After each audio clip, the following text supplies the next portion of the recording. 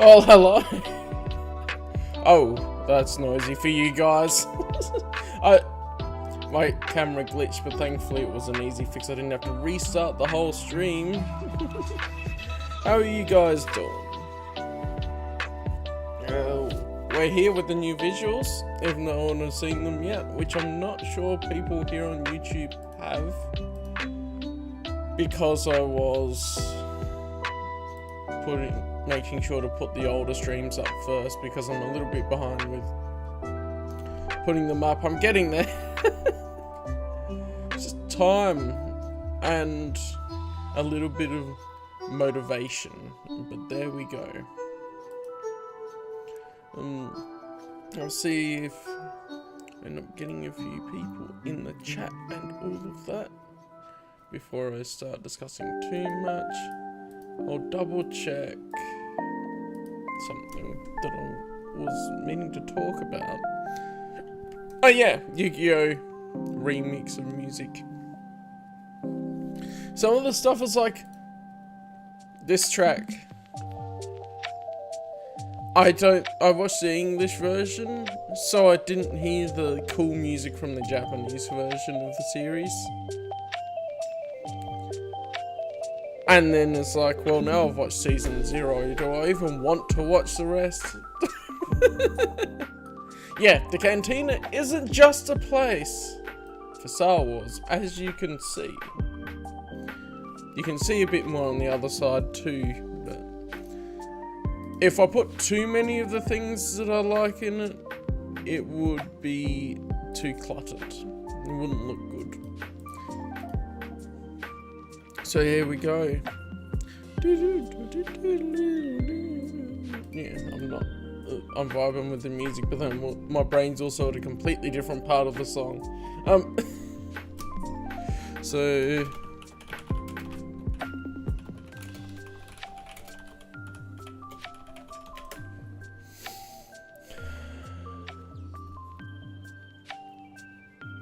Hey, wait, I can't even Google search these. That's a bit odd.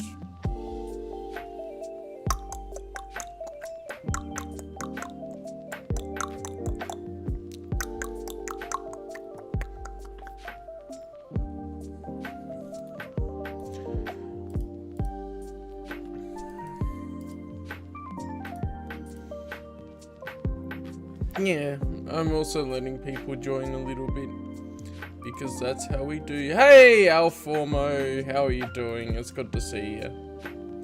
I was letting people join a little bit before I do what I'm doing this week. I really should have pre-thought more, but hey, that's what happens. I've got a few things news-wise to just mention.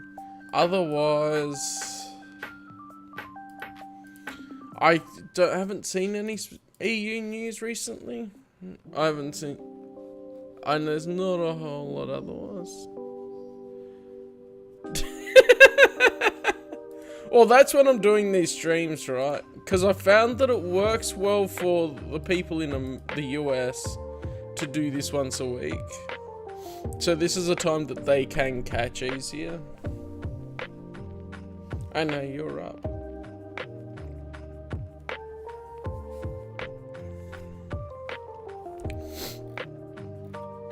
Oh yeah, I guess I should see if there's Swoton news.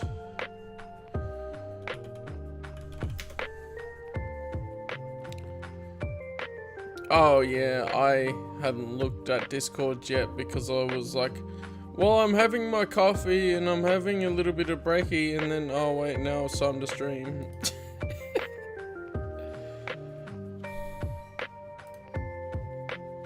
Let me open Discord, which... stream mode is enabled automatically. Cool. Another classic lock-on rant. Trademarked.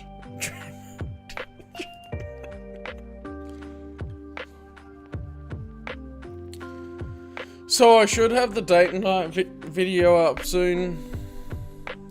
Where's my things in amongst that?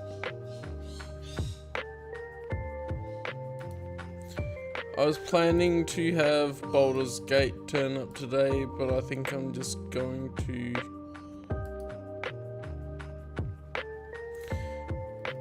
chuck another one up that I do have uploaded, because that was at 32% and that hasn't finished, of course.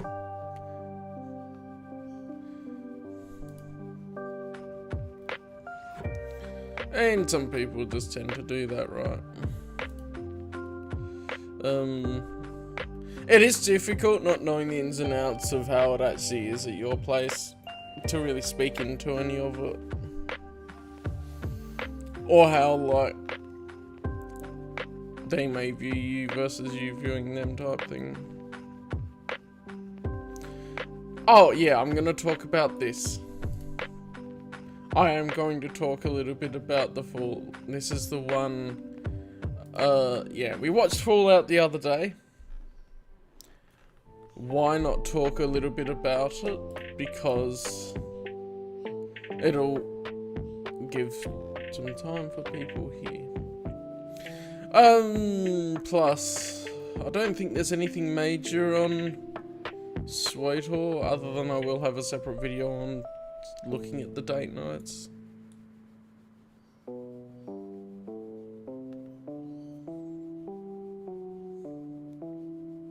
Yeah, you're in classic ramp mode.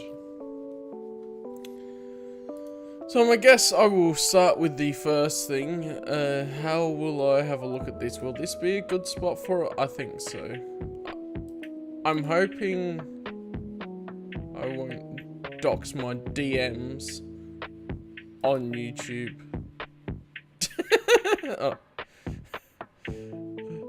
Because it's on Facebook, and the only way to get the news is to look at Facebook, because I haven't seen mention of, especially one of the things, anywhere else. And I'll when we get to that I'll say, but yeah. So April 16th, Star Wars Epic Legends Collection, the New Republic Volume 1 release, which is this one. So let me just pull up what's in there.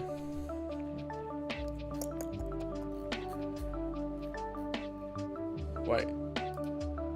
It's a new printing. Trade paperback collection reprint from the May 26, 2015 original. So this has already been out for ages, but at least they're reprinting it, unlike some. So this one, the Old Republic Volume 1, I wasn't able to get, because it was, by the time that I was like, okay, I'm gonna look for it, I was out of circulation. But it does look like it's gonna have a second printing on May 21st, 2024. The more you know. I might actually get it, because I only have a single issue of the old Knights of the Old Republic series, and this has a whole lot in it. Well, so I'm led to believe. Does it only have 0 to 18? Don't tell me that other one was a unique printing. It probably was. It was. Well, I don't know if I'll worry about getting it then. There was a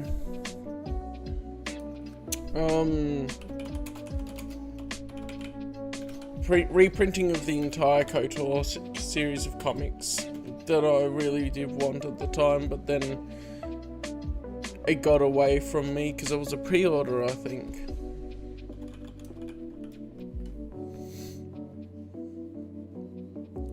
But they do have the separate ones, and I'm like, well, I'm mostly, oops, that's the next tab for the other topic. Yeah, that's getting a reprinting, finally. But it's been, what, 2015?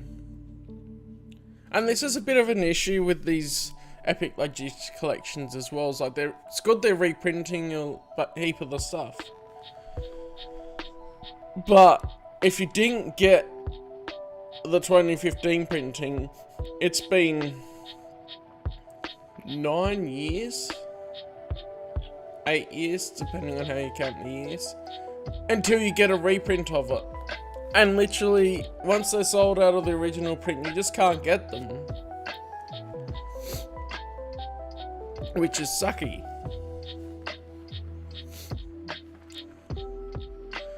And so in that same thing, there's finalized covers for the 2 next ones. Obviously, the New Republic here is going to have Dark Empire in it. And Tales of the Jedi, I forget what that's going to be including, but I shouldn't have closed this other tab, huh?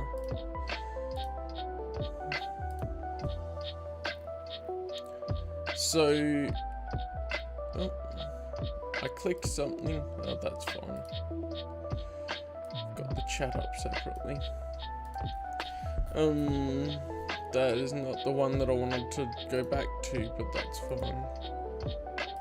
This one. So, boomity boomity boom. Try and find all those. Modern Epic Collections. Ooh, why would I want that? So they have generic photos for these.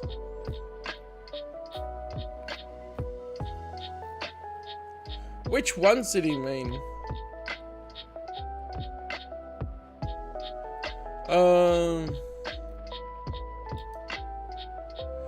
The New Republic Omnibus Volume 2.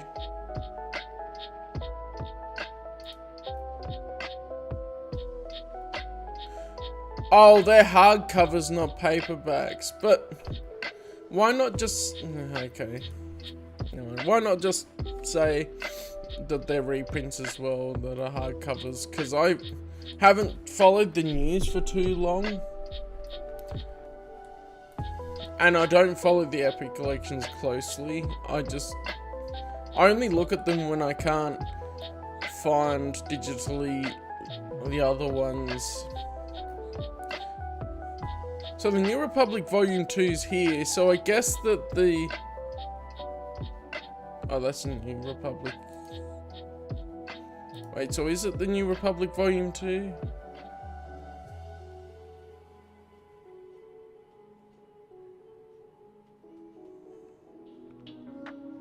Trying to figure that out now. A little bit.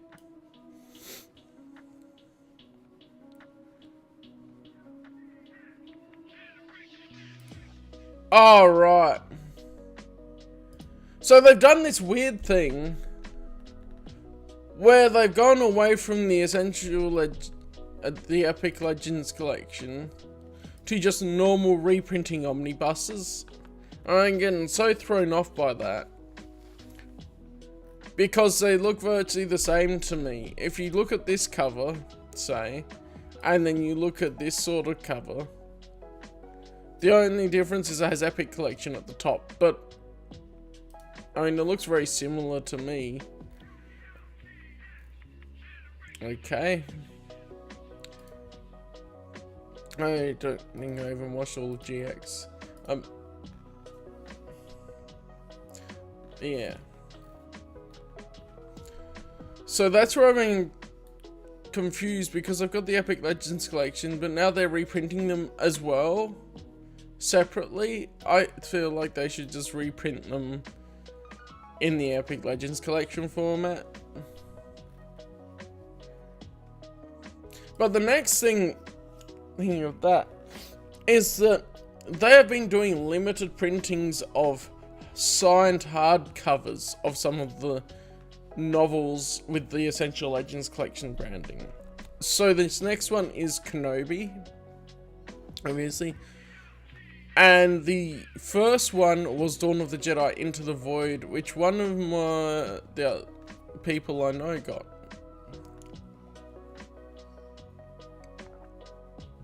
So I think that's pretty cool. There's only 500 copies, and I probably won't worry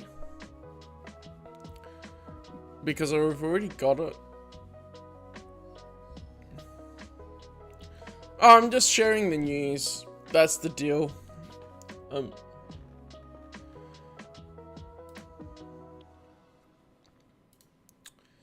At the moment, I'm sharing the news that these are out. So I know someone that got the Into the Void cover. I'm not probably going to be buying any of these because I've already got a bunch of them. And I'm not really chasing comics, especially physically, because they're so expensive. Yeah, well, what's interesting about some of the hardcovers for EU books is that some of the hardcovers are the only way to get a copy without the Legends banner on it. Do I have one here?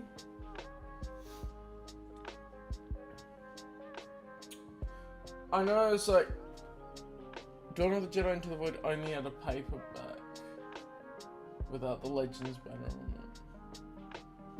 I'm pretty sure Honor Among Thieves was one that only had a hardcover, but I don't think I have it here with me.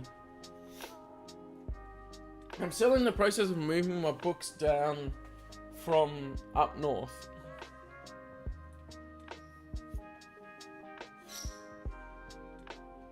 Yeah. I don't think I have one of the examples here.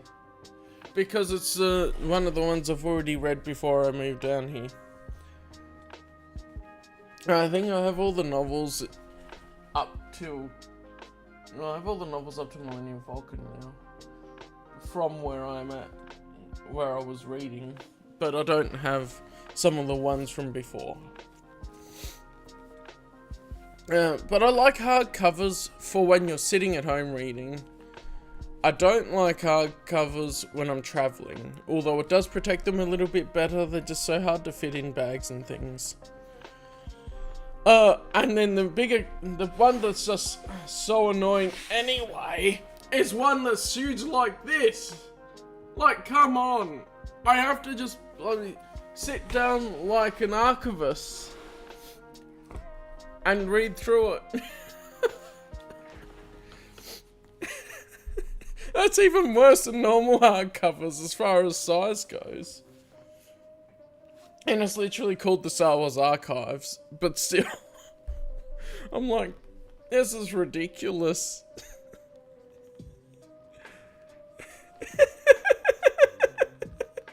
Whoa, you're only the chatter.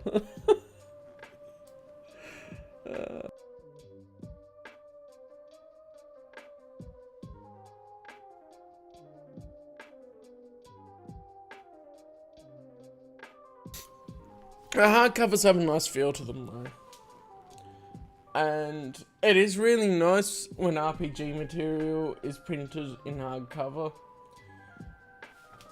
So, we've got the Galactic Campaign Guide. I don't have to worry about the outside getting damaged as much when I'm looking through the source book.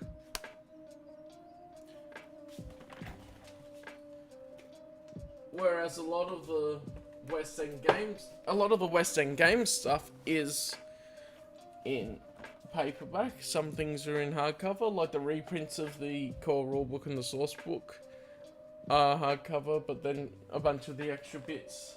Let's pick one at the end here.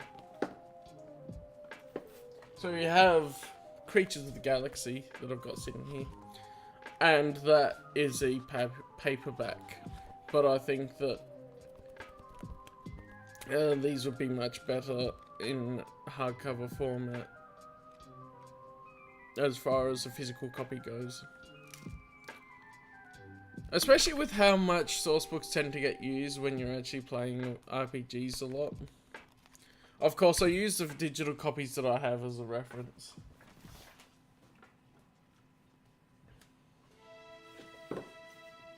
And I don't have any shame about sharing the RPG books, because there's no legal way to buy them online. So the PDFs and that, go for it. If they'd have a leg to stand on, and I'd gladly take them down if there's a way to buy them online. That'd be fine. I don't know why my chat disappeared on this window. I'll see if I can reload it. Because I should be able to keep streaming and then load it back into it. Okay. Yeah, there we go. Reload it. There we go. But yeah, hardcovers to a point. I'll show you the normal hardcover size. So, iJedi is a little bit thicker anyway, but I've got a hardcover of iJedi here. I do like the idea of the dust jackets, and then you open it up, and then some hardcovers have a nice different cover underneath. This is very basic. Why did they just make this blue? Surely they could put a bit of like calligraphy or something on the front. But yeah, we've got the normal Bantam press spine there underneath, which the dust jackets protect them as well. I just like them.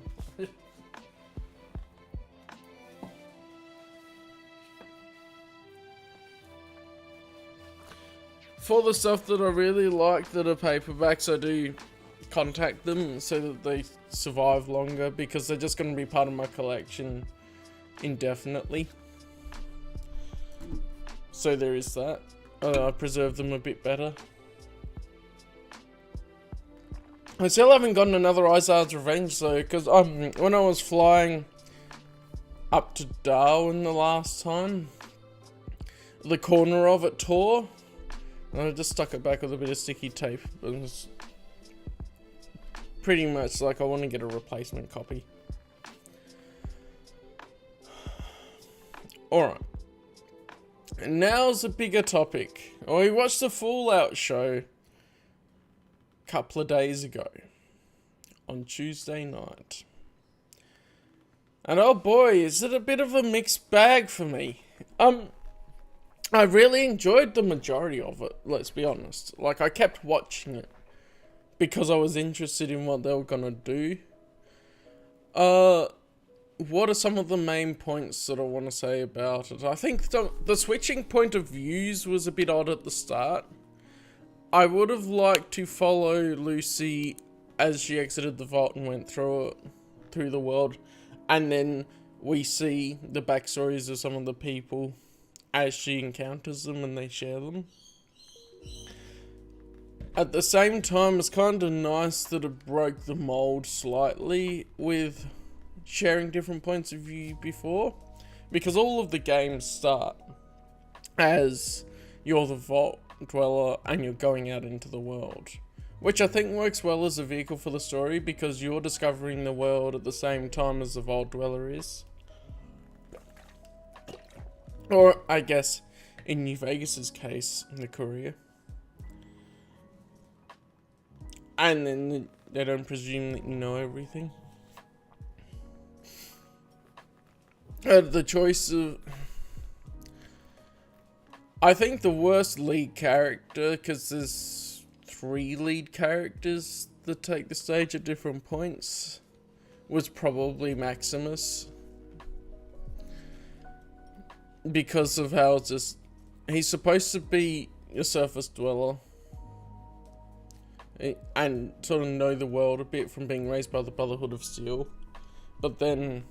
he's just stupid. Like, he makes choices that don't make sense when you wouldn't grown up and learned about the world and how to deal with the dangers.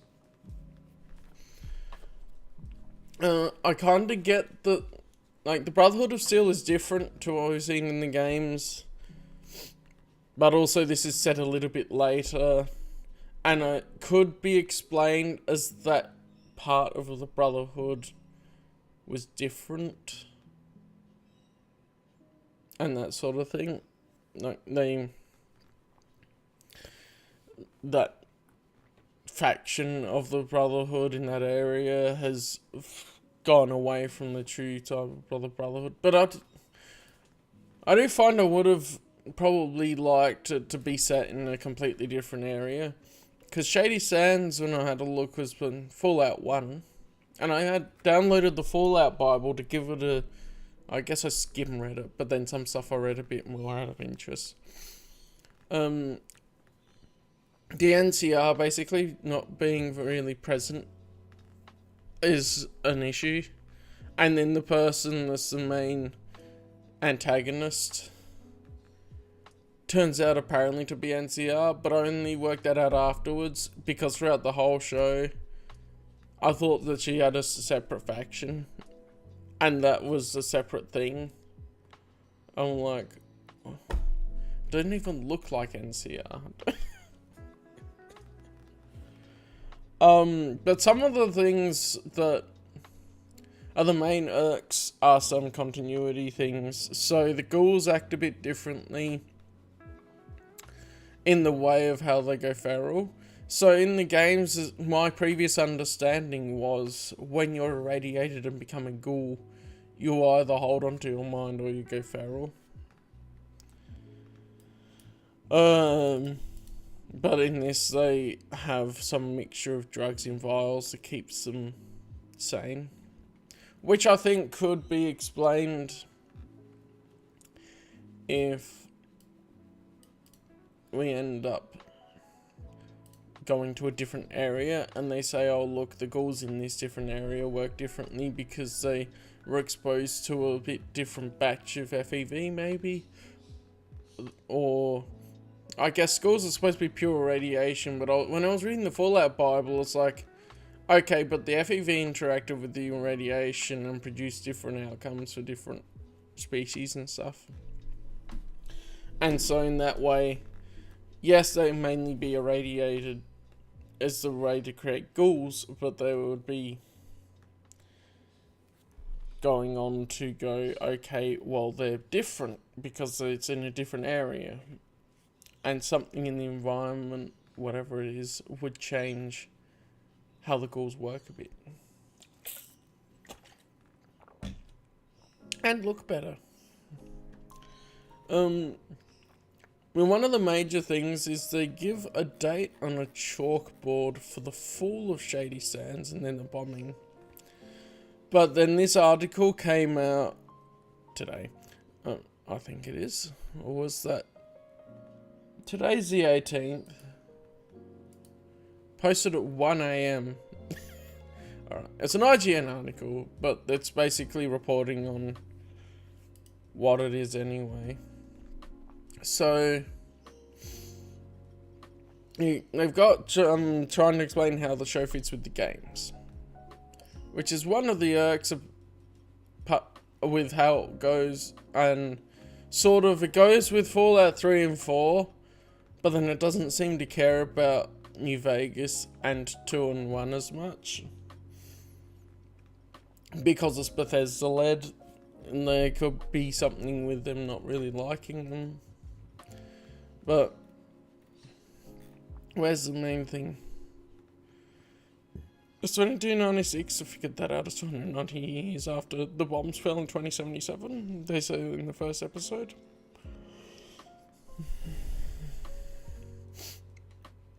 They're trying to say that everything that happened in the previous games, including New Vegas, happened. But I'm curious as to some of the details. So where was it?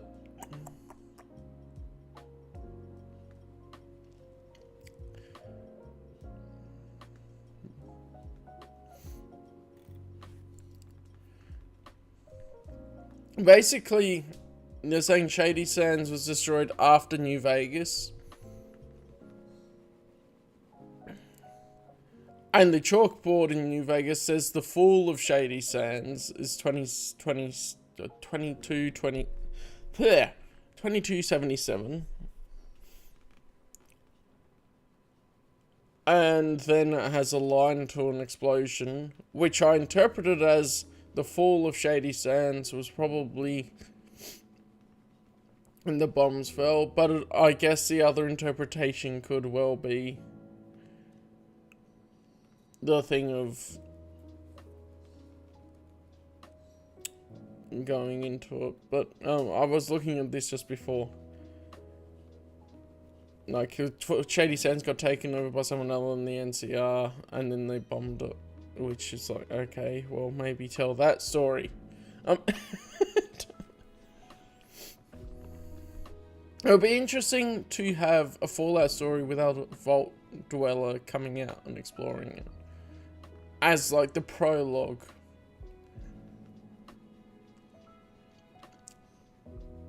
But yeah. Some of the pacing of seemed a little bit rushed. Especially near the end. I would have liked a bit more mystery around the Enclave scientists and everything, because it seems like that's another thing. The Enclave is supposed to be destroyed and everything. So how long was that scientist dude hiding out? And then he just appears and he could be more mysterious. He started off strong and then he sort of wasn't present later. Without spoiling too much. Well, basically they're saying that the Shady Sands got blown up after New Vegas. But I still feel like the fall of Shady Sands, release date wise, I guess they didn't know in New Vegas, so they couldn't reference it.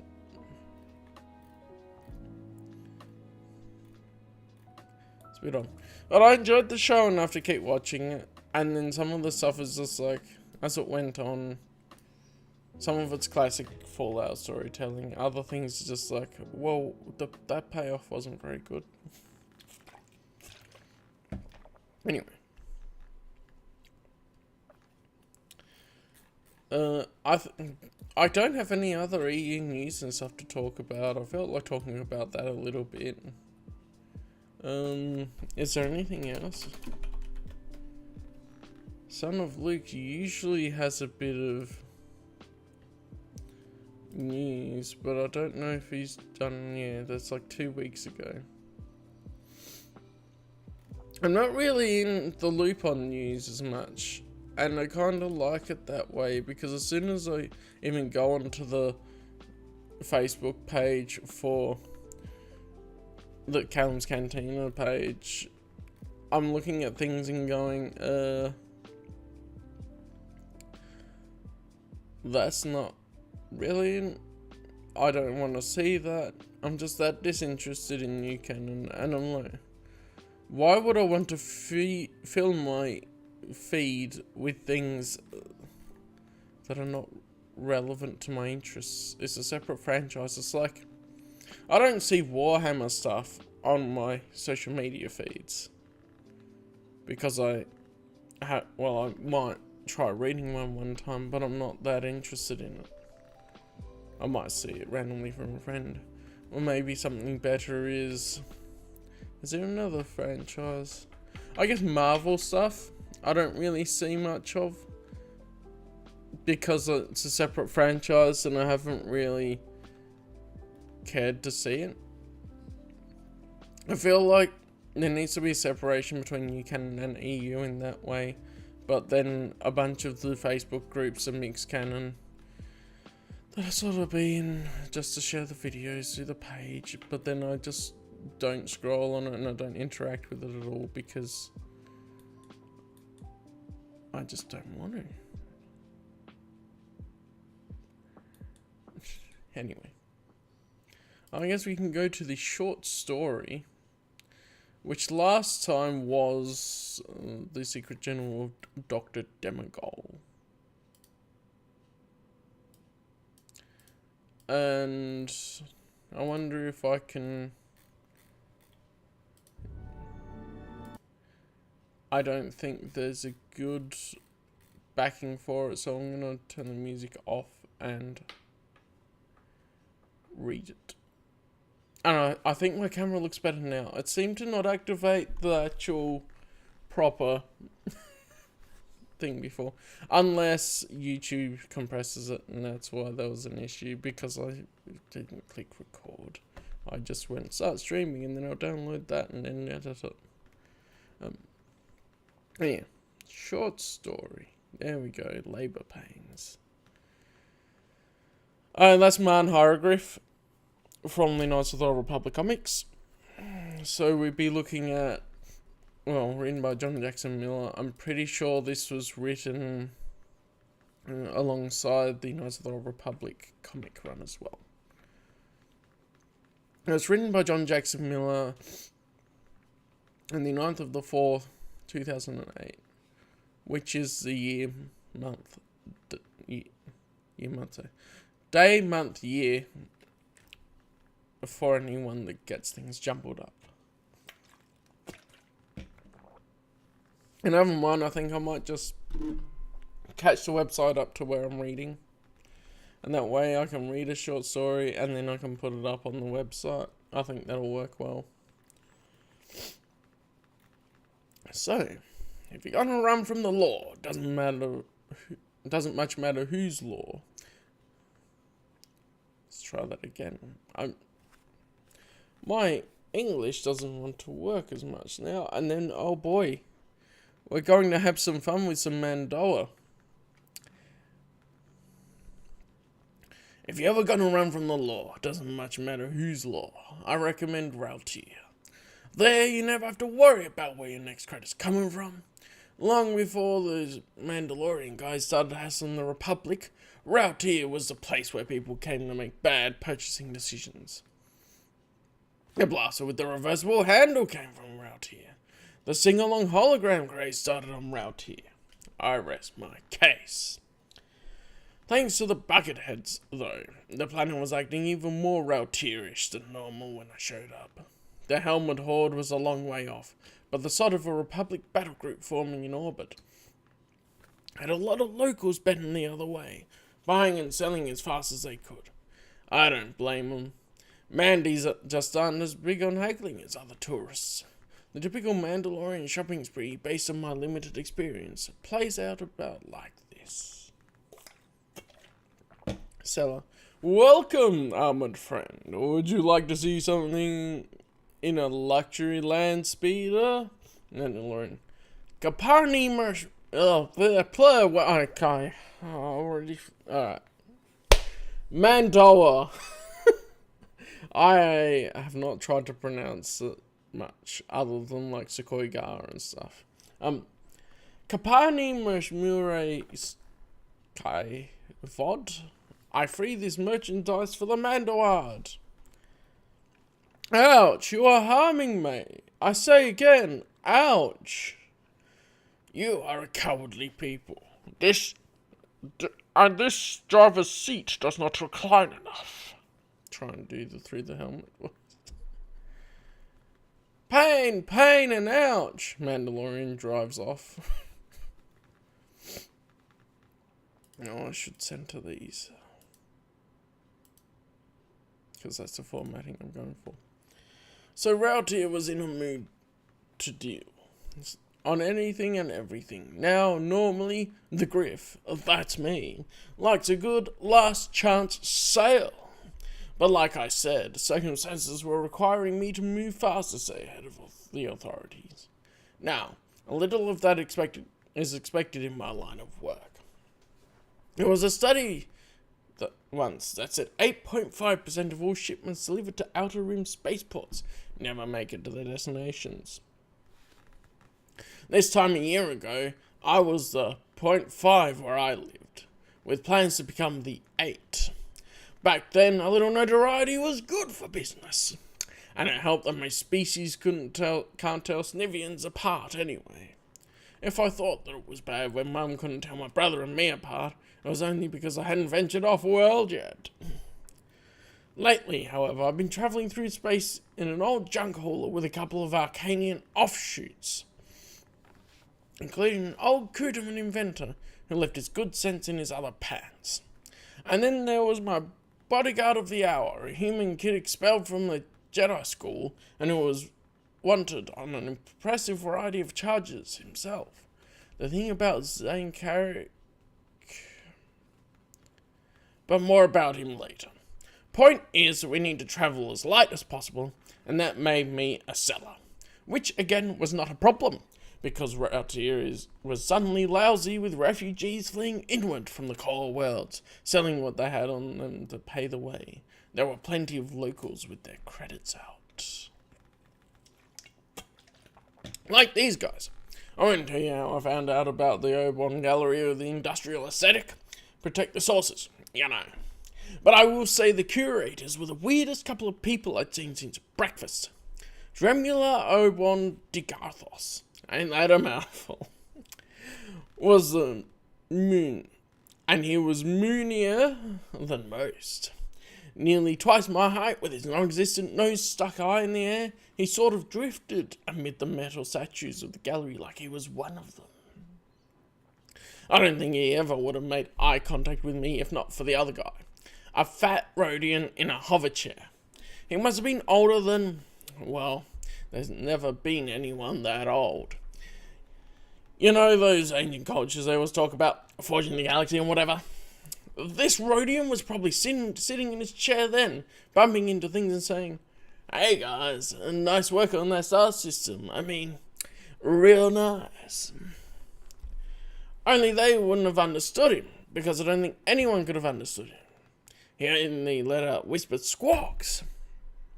And only to the big moon guy, who kept leaning over to tend to him like a beloved plant. The Rhodian would gabble, and his scaly green jaws would shake, and Master Oban, that's what he wanted to be called, would listen and smile, and a little colour would come to his face, taking it from white to off-white, and eventually his haughtiness turned to me. "Father says you are here to sell some statuary." "Pardon?" "Statuary. Works of mechanical art, like those you see around you." "I got that part," I said, looking around. "You mentioned your father." "This is father," the moon said, gesturing to the Rhodian as if I should have known. "Your father?" "Father." "Whatever. It doesn't just pay to find out too much about the mark as a person. It just doesn't pay to find out too much about the mark as a person. Half the time you start to like them, and that makes them harder to con. The other half of the time, you just start to get confused. This fell within the other half." "I've just come from Taris," I said, getting on with it. "I've got some stuff that'll interest you." "I highly doubt that," Oban sniffed, which is the only word for it, despite the fact that I had 100% of the nose in this conversation. "Taris is under siege by the Mandalorians." "That's exactly it," I said, beginning my play. "There are a lot of Taresians in the industrial sculpture scene, just like you." Oban seemed to puzzle a moment at this, the concept of anyone being just like him understandably foreign. "A lot of good artists have been uprooted. You've heard of Adna Tiblaret? Tiblaret. I saw it on a door once in the upper city." "Never heard of her." Oban clapped, and two Wookiees quietly appeared from the back. I don't know what caught me more off guard, Wookiees doing anything quietly, or the fact they were both dressed in vests, waistcoats, and pants. I realised I'd come to the right place, as anyone rich enough to make Wookiees play dress-up is certainly worth my time. "A moment, master," I said. "Sorry. My poor Kodomai accent. I didn't mean Tiblaret. I meant, Toronto. No. Tigronish. No. Not Tikarton. Is she any good? Is he any good? Any good?" Oban clutched at the sleeve of his robe. "I should say so. If you have work by Aeneas Tikarton." "That's the one then. Ill in the snare. I've got Tikartons by the shipload." Oban waved off the Wooks and turned back to Dad for another summit meeting, longer this time. The good thing with fencing artwork is it's usually a one customer kind of deal. It's not a bunch of transactions which raise your overhead like crazy. Leave that to the sweep gang newbies, hustling real a tube at a time. If they weren't wasting their own product on themselves, they'd still be in the hole for not counting their own labour costs. I'll tell you, a good accountant and the Black Volkers could start selling shares on the Coruscant Exchange. But I do digress. Oban and his road daddy were definitely interested. I thought the Rhodian would rock off his chair, and Oban couldn't wait to prove to me he knew more than I did about Aeneas What's-His-Face. Which is fine by me, as I filled in the blanks. Yes, the poor, sad, reclusive sculptor was hard at work in his studio when the dastardly Mandalorians, whose idea of art was a sticker on a shoulder pad, interrupted his genius. Only a lucky few escaped Taris, including me and my junior associate, representatives bearing a few choice works to sell in order to raise money. With Obon's help, Tikarton and his 13 children might one day escape to Taris, to a place where, hopefully, he might continue to reshape hunks of shrapnel into works that captured the soaring spirit of an age. Narrative established. Introduce product.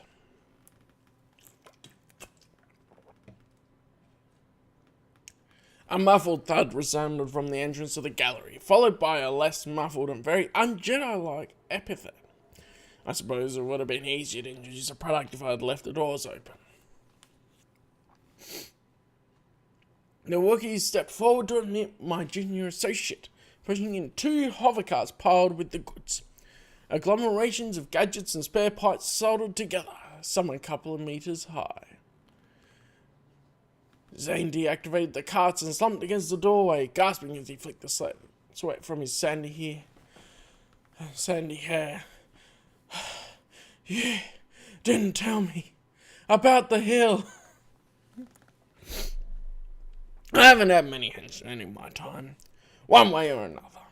I've always tended to work alone, but there are times where a droid won't do as backup, and when Zane suddenly found himself out on the streets as a result of some unpleasantness, I saw a chance to expand my franchise.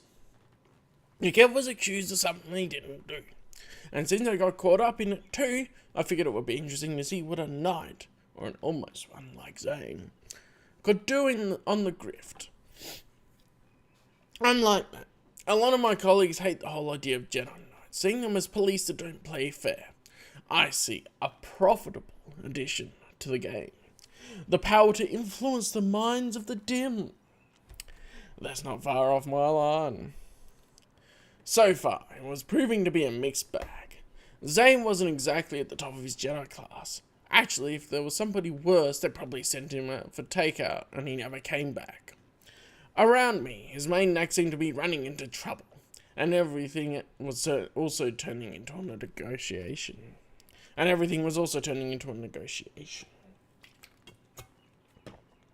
Like with the hover pallets. I expected you 10 minutes ago, I said. This was all I'd asked him to do. We've got a loader droid, but he's not much help.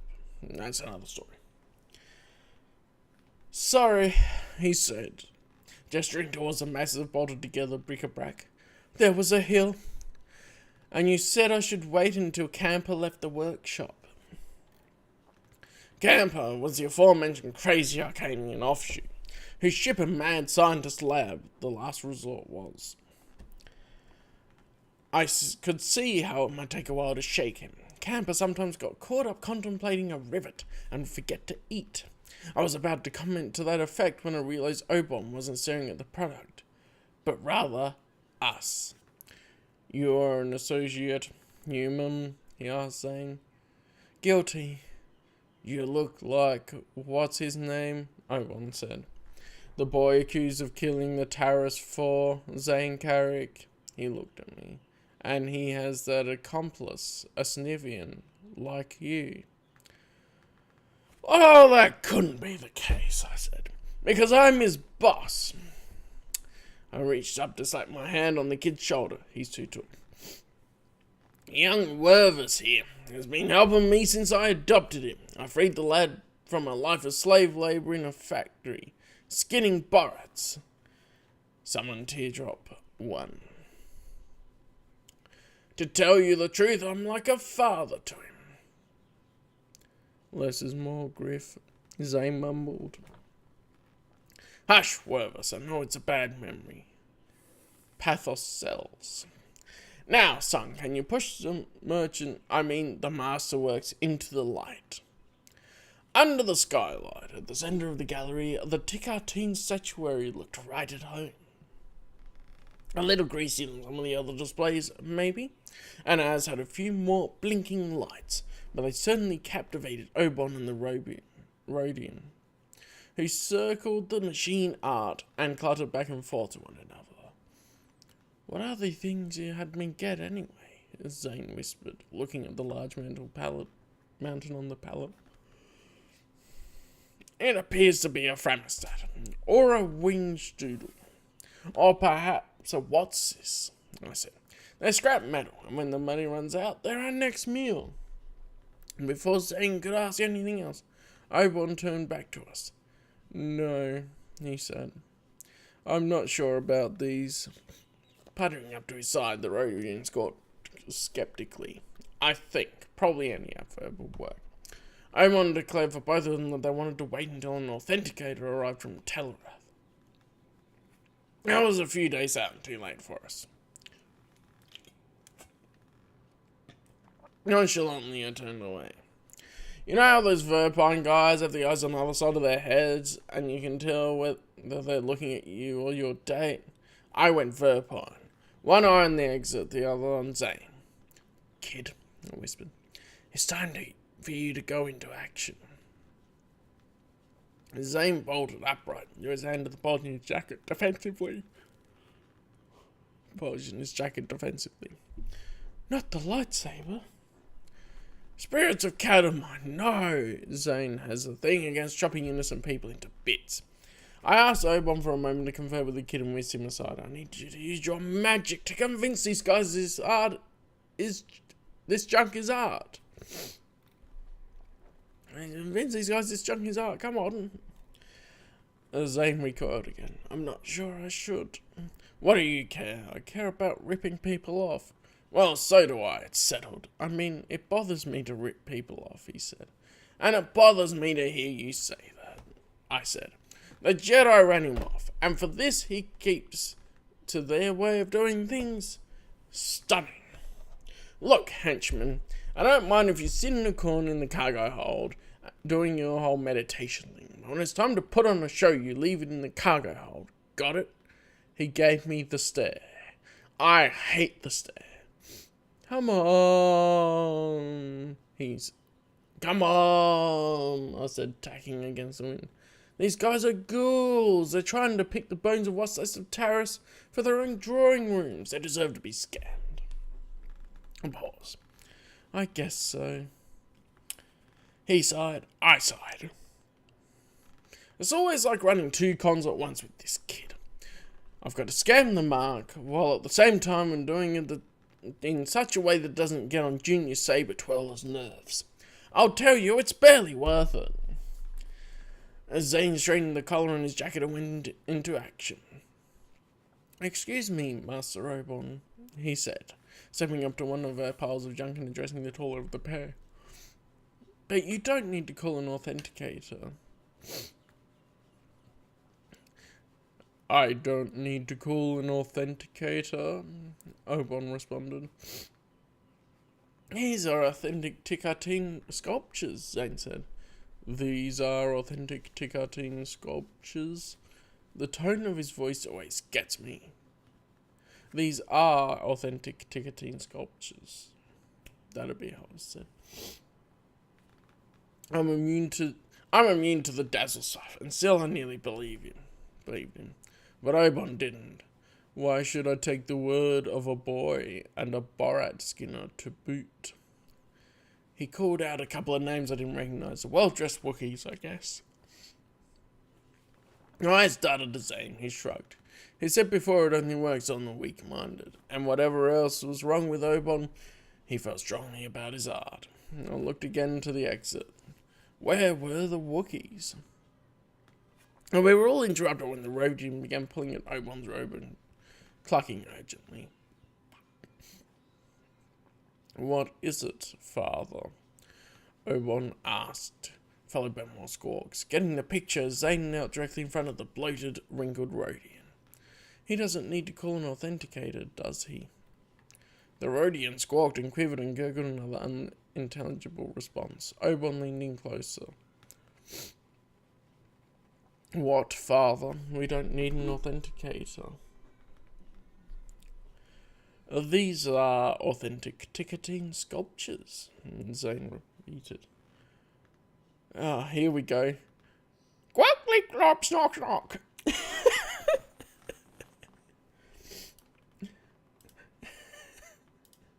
Do we have that again? Glop, glip, glop, snock, snock. Why, these are authentic Ticatine sculptures, Obon said, his voice brightening to a high old shine as he stepped forward to shake my hand violently. I doubted you, but no detail escapes father's eye. And no meal escapes his grasp, I thought. The hearts should worry. Well, they are authentic. We don't need an authenticator. The moon patted the shoulder of a surprised Zane, and still kneeling before the chattering Rhodian. Zane looked at me, a little bewildered. How could he influence somebody he couldn't understand? I shrugged. Whatever happened, at least we had a good carnival act.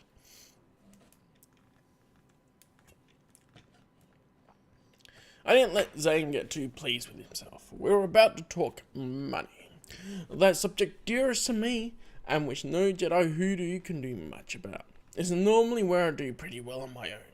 But I'd had unexpected expenses on our last score. And knowing we'd need to get a new ship to place the last resort set me off on the wrong foot. Most cons I'll start at double what I want and feign the existence of another buyer. But I hadn't laid the groundwork for a ringer, a big no-no. Speed kills deals. And talking money evidently activated whatever ulcers Obon had, because when I saw his face twist and rumble until I could almost believe he and the Rhodian were related, I had to climb down off the high price. But as I did, I could tell it only fired up his doubts again.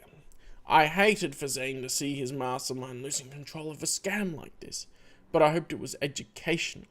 Undermine your price, undermine yourself. I'll tell you what I think, Obon declared, robes feathering between the two hover pallets as he struck a pose between them. I think these sculptures are legitimate, but you two are not. Excuse me? You two don't work for Ticatone. I don't think you know him at all, he said, producing a comlink between the folds of his sleeve. You know, my brother-in-law is a constable of this planet. He might like a word with you. Zane began backing towards the door, but I stopped him. Counterplay, I whispered. This is a mark trying to get us to abandon the goods. I wasn't going to live with a discount like that. Oh yeah? I fired back at Obon. Well, I don't think your brother is really the constable of the planet. So there. Father, Obon asked. The old Rhodian rumbled again, somehow activating a holoprojector on his chair. Where did he get one of those? A shimmering wedding party appeared before us, a smiling moon bride and a smiling moon groom standing before the entire smiling Rautiri police force. Lovely bride, I gulped. Obon had only started to raise a comlink the half-kilometre to his face when an uninvited guest suddenly barged in. I paused to note that this is something that seems to happen with Zane. Plenty too. The last few weeks have been a sequence of sudden arrivals, big surprises, and stunning coincidences. It seems to be one of the Jedi gifts. And if it is, all I can say is I should wrap it back up and return it from whence it came, with no forwarding address. I'm a businessman. I like to command a day like a ship of the line, using a calm, structured approach to everything. Uninvited guests suddenly barging in, take that ship and give it Minox and a reactor failure. I need some more water. His voice is a little rough.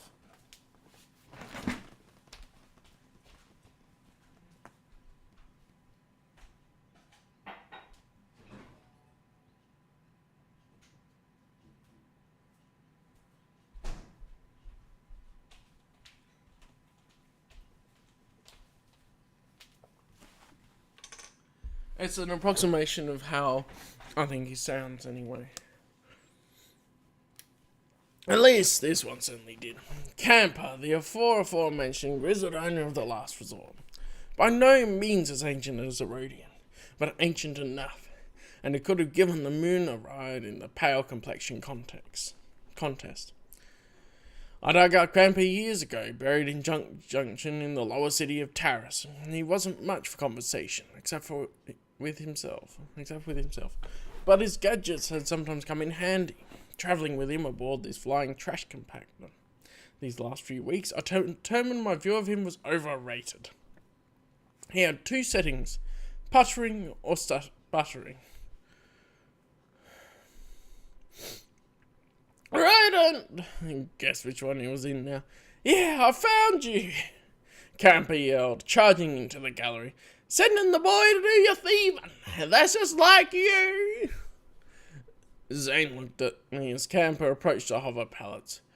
Griff, you told me he'd okayed me to take this stuff from his workshop, the kid said, forgetting Obon was there. I didn't forget. Quiet, as I bring him close. So, how was I supposed to know he'd miss anything? You should see the workshop, the cargo hold we're talking about. He hit an asteroid once. It straightened things up. Whisker to whisker with me. Camper wasn't going to let it go. He's a thief. He's always been a thief. And he didn't care he knew it, which went without saying because he was already bellowing it out. Well, you're gonna push these right back, you hear me? Camper, we're in the middle of a serious negotiation here. You just negotiate your way back to the ship. I was working on these. Since when has anything you built worked? And how is it you only managed to be sane at the wrong? Enough!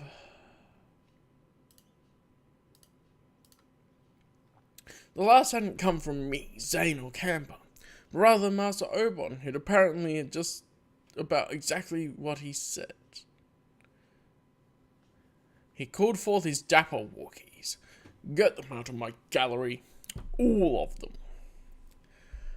At this point, I realised the operation had begun to slip out of my control. I also realised that, if ever anyone wanted to invade Kashyyyk, the proper strategy would be to tell everybody there that Slacked were in style for that season, because I would normally never choose to be on the same planet with a couple of angry Wookiees. Angry Wookiees in pants tend to lose a bit of their effectiveness as killing machines. At least I was able to dodge, barely, the one who came after me. Which would have been impossible, save for the tailor's generosity with the pleats. Hairball would get a good run at me and would suddenly pop his seams, slowing him down. The gallery's displays made for some good cover, at least at the start, until they started knocking them over. Zane was handling himself pretty well too during this time. He was still cautious about tipping his hand at the Jedi thing. The saber stayed tucked away, and while some of the statues kind of took on a mind of their own when his Wookiee got too close, I'm not sure it was obvious. Camper pretty much didn't move during any of this. He just kept fiddling with one of his widgets on one of the hover pallets. I didn't see this, but Zane tells me at one point a Wookiee came too close to Camper, and he turned part of the gadget on. The result was one knocked out rug on the floor, shocked silly by something in a fake statue. I would have liked to have seen that. Or, better, seen him do it to the other Wookiee. But at the time I was occupied with my screaming. My Wookiee had shed his threats once and for all, and was immodestly clawing at the tallish statue I was perched atop. He kept trying to climb it, and every time Zane would come near him, he'd let go and the whole production would start rocking back and forth. It wasn't my closest call of the month, but this spot in my memory wasn't going to get a lot of visits. Fortunately, we heard it again. Enough! Saved by the moon. Seeing parts of his collection in jeopardy and other parts in pieces, Obon called his Wookiee off. Reluctantly, the Wookiee released the statue, and more reluctantly, I followed it to the ground with a horrific crash. By the time Zane collected me from the marble floor, Obon was still surveying the damage. The Rhodian, unscathed, was having a good cry, which also drew the moon's attention. This gave Zane and me a chance to push Camper towards the door, and something that made the moment as painful for me as it was for the collectors. I'd cut him in. I did so with grace and resignation. Listen, you adult freak, these guys are patent agents from a major multi-galactic conglomerate, and for some reason neither of us can understand they're interested in your inventions. Let's make the sale and we'll all be happy. Camper raised a furry eyebrow. They'll pay me? They'll pay us, finder's fee here. But yes. Camper chewed his tongue. They're not a Dazcorp. Because I hate a Dazcorp. They're not. And Vangevalis ripped me off some years ago. Not them either. Anyone else you won't work for? He puckered. Let me think now. There's a few. Well, it's not them either. Now get out of here so we can close the deal. Together, Zane and I forcibly shoved him out of the door. For good measure, I watched him shamble down the hilly street that led out of town and back to the last resort.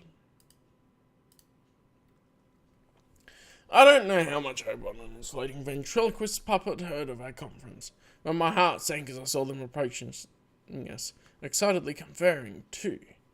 This can't be good, Zane whispered. You don't fool me, Oberon said, fingering his comlink with his bony fingers. I know who you really are. Instinctively, Zane reached for his jacket again. He raised a good sweat in the chase and was flustered to be identified as a Wonder Padawan now. I know who you really are, and I know who that was, he said, cracking a smile that Moon shouldn't smile. You are thieves, and that man was Aeneas Tickarting. Come again? While Zane and I looked at each other, Oberon paced around us. The man you shoved out of here, I heard part of what he said. Those are his works, and you two stole them. I saw it, again with the comlink, and the brother-in-law, and the wedding guests. Here it comes. But Oberon simply pocketed the comlink and walked away. So you're not going to call the authorities? Zane asked, putting a finer point on it than I was planning to. Of course not, Oberon said, his expression softening. He motioned for the standing Wookiee, who repaired to a hallway and returned with a large case. Just from the heft, I could tell what was in it and how much. Local hard currency. Rautiri colonials, flippable for Republic credits just about anywhere. And more importantly, about twice as many as I'd originally asked for.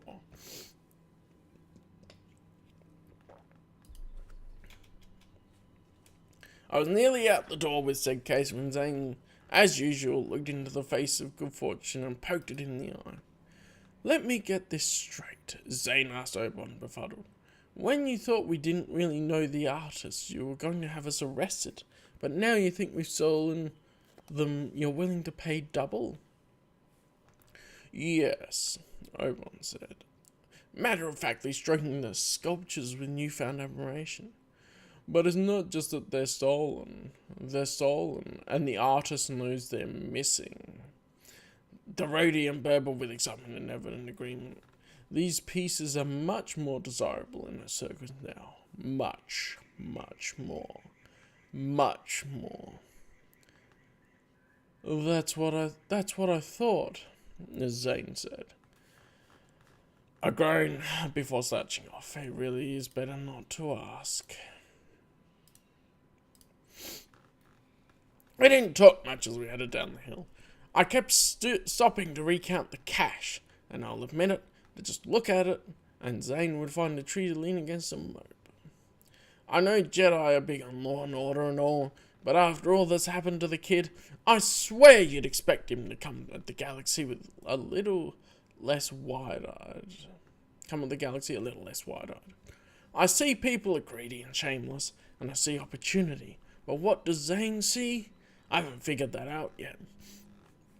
For whatever reason, he took some kind of consolation in insisting that Camper get some of the money, like I promised.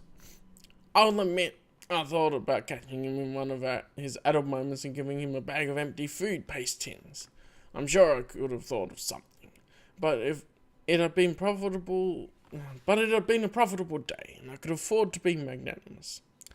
I just find something to sell Greybeard anyway to get it all back. Which brings me to the advice I was giving. If you're an operator like me and you're considering bringing a Jedi into the organization, compromises like that are just going to be part of the package. Paying people, picking marks that deserve to be cheated, rounding corners you'd rather cut. They're all part of the care and feeding of a Jedi henchman. It can be a tough haul. In my case, it already has been. But I've been playing a hunch all along that it'll be worth it. And who knows, just maybe, I can bring him along to my way of thinking on a few scores, and make a few scores while we're at it. Mix up kid, that saying, but I'll make something of him yet. There we go. So we're in the Knights of the Old Republic stories. The comic run, not the game. And this was Labour Pains, written by John Jackson Miller on... I'm having a brain moment. On the 9th of April, 2008. There we go. Good old man Hieroglyph. The voice I picked was at least good for a short story. I wouldn't want to do a whole novel like that.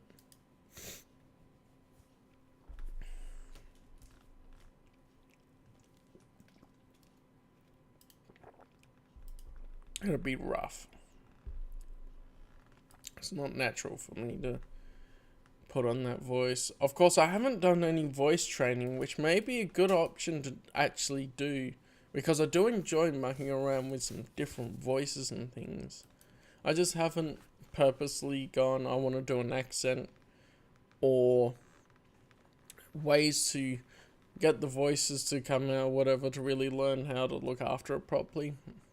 Because you can probably tell it's a little bit huskier now than it was before, because I would have rubbed on my vocal cords. So yeah, fun times. Well, I think that'll do it for the stream for today. And I'm attempting to do this each week unless there's extenuating circumstances. So I will see you next week, or when these happen next on YouTube. Otherwise, I do stream over on Twitch. It's Callum's Cantina, but they don't do apostrophes or spaces in their names. So it's Callum's, or one word, _Cantina. For reference, if you want to join in streams other times, gaming, whatever. But I also chat about other things that come up in the chat, depending. So yeah. Thank you guys, and I'll see you next time. Everybody.